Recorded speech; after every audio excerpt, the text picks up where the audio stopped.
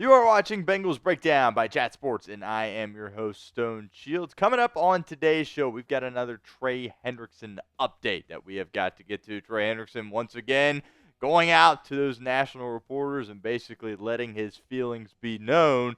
And Adam Schefter breaking that news here for ESPN a little bit earlier on this afternoon. We're going to be breaking down those comments from Hendrickson, as well as my own thoughts and opinions on that as well, coming up on today's show. But more drama surrounding Trey Hendrickson and the Cincinnati Bengals. And speaking of Trey Hendrickson and that drama, we're going to have it documented here at Cincinnati Bengals Breakdown by Chat Sports. Anytime something happens with Trey Hendrickson, we will have a video for you guys. And, of course, if Cincinnati and Hendrickson ultimately end up reaching a deal at some point, we will have a video for you guys then as well. But as you can see, we are rapidly approaching 19,000 subscribers here on the channel, less than 140 away from making that happen. Who knows? I think a lot of you guys will watch this video. Maybe we can pop off and get the 19K here on this video alone. But help me out. Help yourself out as well by hitting that sub button, youtube.com/BengalsTV.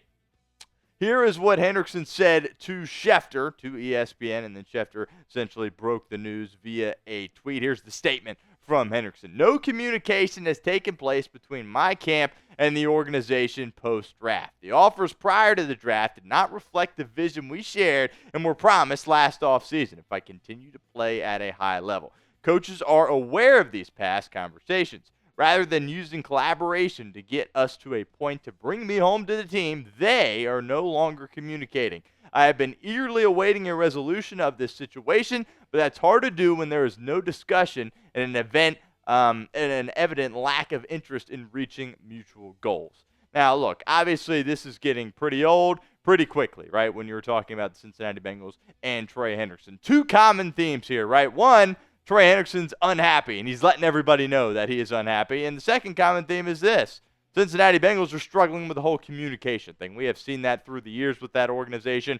Whatever the case may be, they just struggle getting down with their players and, communicating and really being very transparent with them. But in my opinion, Hendrickson has handled this so incredibly poorly.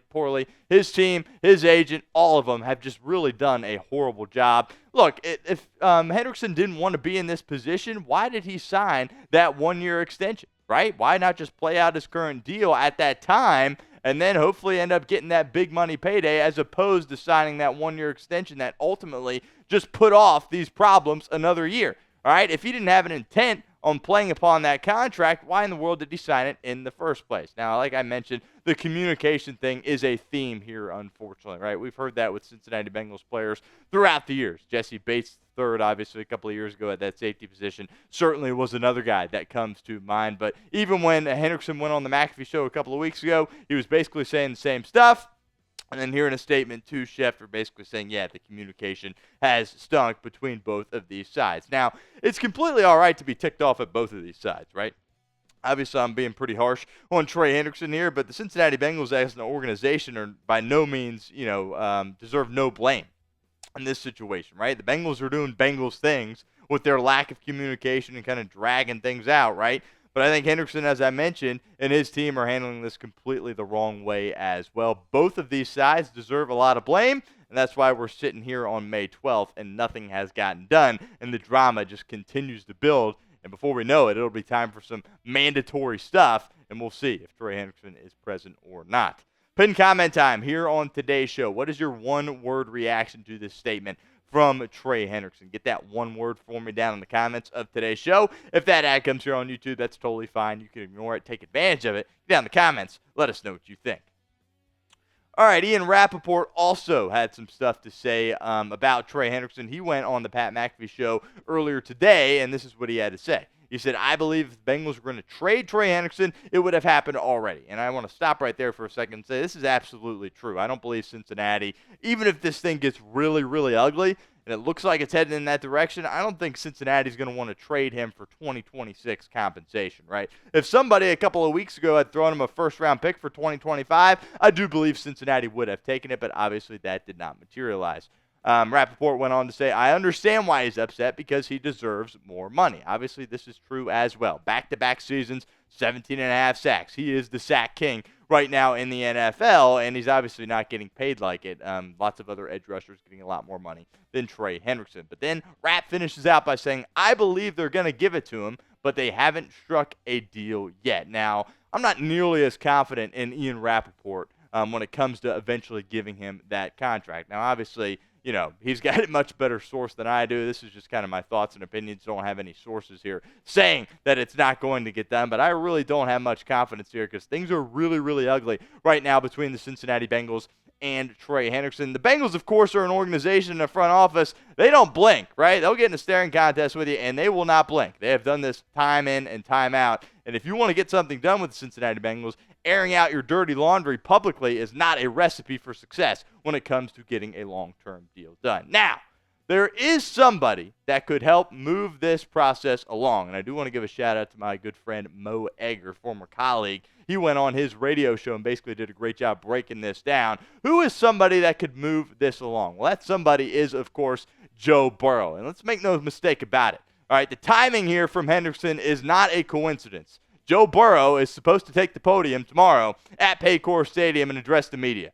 You can bet your bottom dollar that they are going to ask him about Trey Hendrickson. It's going to be very interesting to see if he goes to bat the same way he did for T. Higgins for Trey Hendrickson. Right now, he's mentioned Trey Hendrickson's name, of course, publicly as well. But with T. Higgins, he really went out there and said T. Higgins is a need. Now, somebody tomorrow is probably going to ask Joe Burrow that very same question and say, hey, this is what I would ask.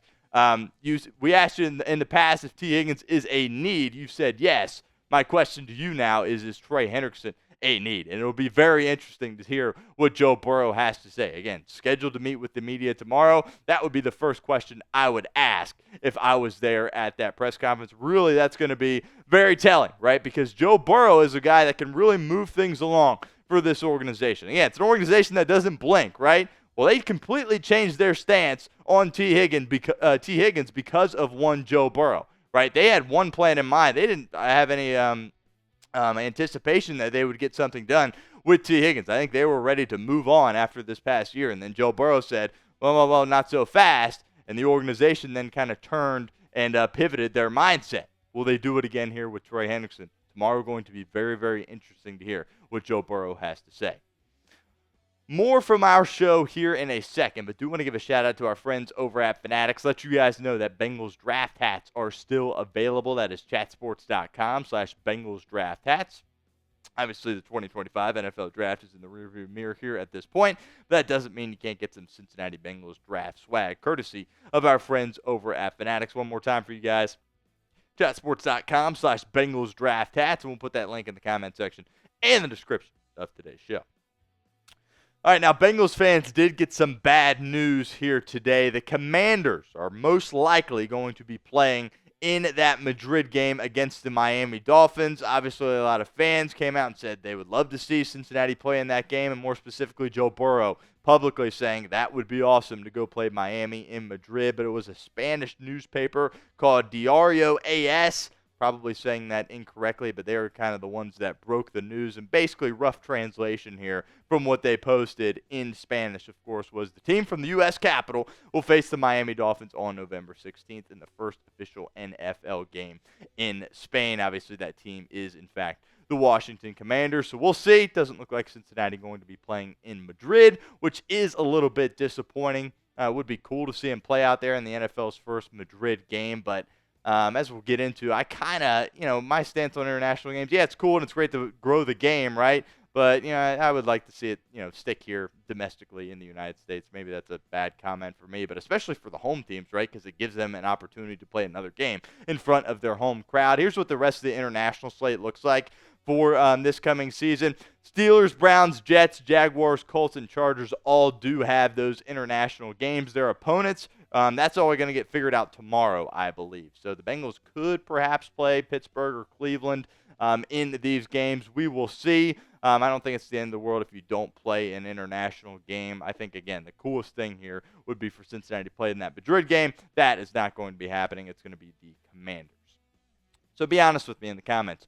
Do you like watching the Bengals play internationally? You think it's cool? You would like to see them play international games, or you kind of just like, no, I would rather them just kind of play here in the States, especially if they're the home team. You don't want to have to give up a home team and have to play a home game overseas. But regardless, get those thoughts for me in the comment section of today's show. Type Y for yes or N for no.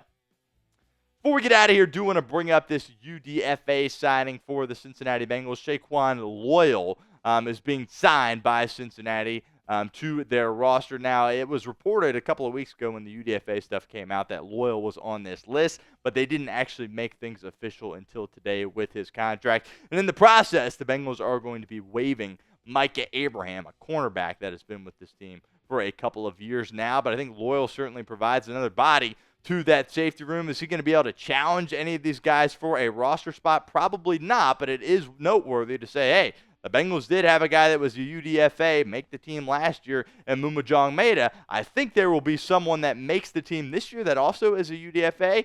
Question is, will it be Loyal or not?